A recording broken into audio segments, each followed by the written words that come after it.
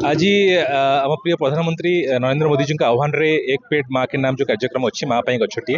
से अनुक्रम व्यासनगर ठारे एक बृहत वृक्षरोपण कार्यक्रम अनुष्ठित होती केवल ये साधारण वृक्षरोपण नुहे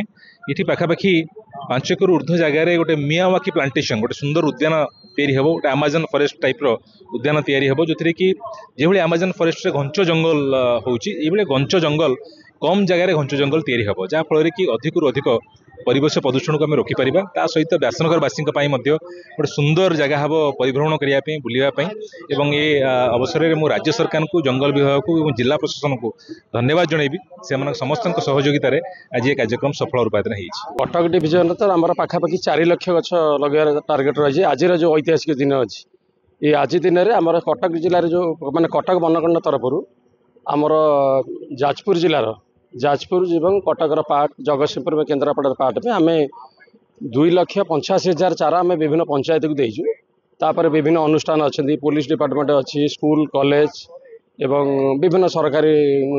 ऑफिस जो मैंने सब से भी चारा नहीं एनजीओ मैंने नहीं विभिन्न संप्रदायर लोक भी सब नहीं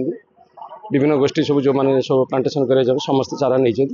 आज ये जो राज्य सरकार माननीय मुख्यमंत्री जो परिकल्पना रही गोटे दिन में गोटे दिन में आम 75 लाख गछ सारा राज्य में लगे माननीय प्रधानमंत्री यशस्वी प्रधानमंत्री आज जन्मदिवस रही गोटे सुंदर भेटी देवाई से कार्यक्रम सठिक रूप से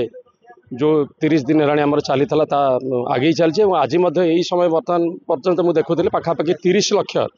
30 लाख चारा पाखापाखि अपलोड हो गलानी एवं व्यासनगर आम जो बर्तमान छिड़ा होचे आज ये जो प्रधानमंत्री जो एक पेड़ माँ के नाम जो 2.0 अच्छी से कार्यक्रम अंतर्गत यही जगह आम मियागी प्लांटेशन करुचु जोटा कि आज आम 1000 गछ ये लगाऊँ अपलोड करुचु एवं यही स्थान में आमर 20,000 गछ लगे जोटा कि कलिंगनगरवासी में बहुत बड़ वरदान हम जो भाई माने आमर जलवायु विपर्य रही सामना करने सुंदर अम्लजान दवापे अंचलवासी यहाँ गोटे बहुत बड़ परिकल्पना राज्य सरकार